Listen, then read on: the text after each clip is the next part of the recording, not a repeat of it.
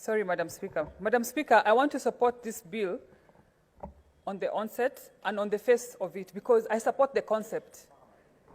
I support the concept of marginalized areas being given extra funds to channel development to them. I also support because it alleviates the burden of the already strained county budget. I also like the fact that it is project-specific and it is also area-specific. But Madam Speaker, I also have an issue with the formula, just like my other colleagues have said before. And Nairobi has been assumed to be a rich county. Just because we have rich estates like Karen, Muthaiga, we ignore the slum dwellers of Nairobi. Article 204 of the Constitution that creates this bill is very clear that it is this bill and these funds are supposed to benefit the marginalized areas. Madam Speaker, in Nairobi, we have a lot of marginalized area and that are also densely populated. Nairobi is the home of big slums like Kibera, Mathare, Korokocho, and the Kayabas. And I'm sure, Madam Speaker, you've never heard of a slum called Silanga, etc. The deplorable state that these citizens, Kenyan citizens, are living in have continued to be ignored by policy makers and also legislators in this and the other houses, Madam Speaker. Madam Speaker, I happen to be privileged to have served at the board of Nairobi Water and Sewerage Company for 3 years before I became a senator. And in Nairobi Water, we had mapped Nairobi into 7 regions. We have the central region, which includes the CBD and its environs. We have the southern region.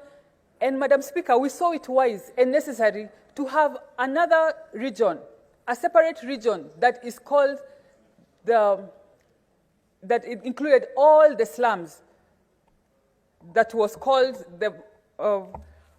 I forget the name, but the slums and all those regions were under a region, regardless of the location and the geographical area.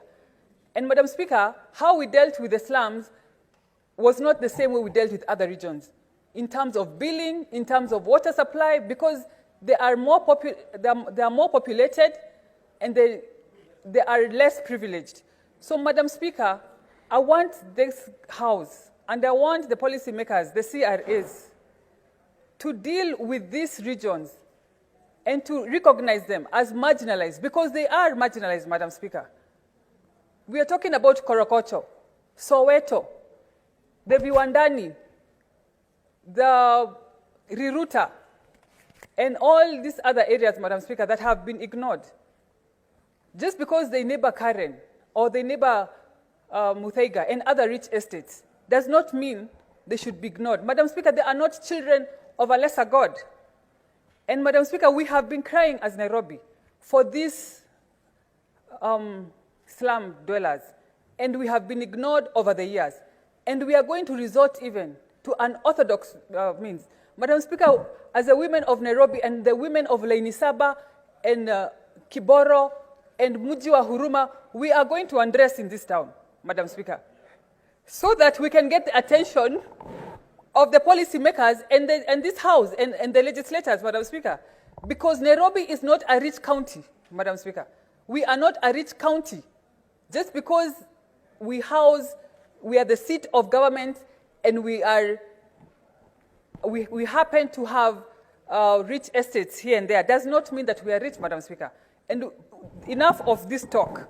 We are going to find solutions for ourselves. Just like Governor Wavinya Ndeti said that Kambas have their own ways of solving things. Nairobi, we are going to find a way of solving this means and having our slum dwellers recognized.